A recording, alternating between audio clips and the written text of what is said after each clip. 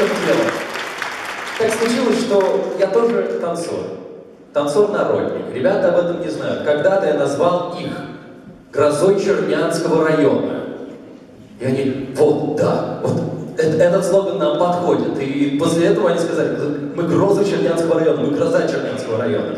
Но по поводу того, что происходит за кулисами, как ребята волнуются, я, наверное, расскажу чуть позже, потому что пришла пора им выступать. Поэтому наградите их аплодисментами, они сейчас выступают в стойке.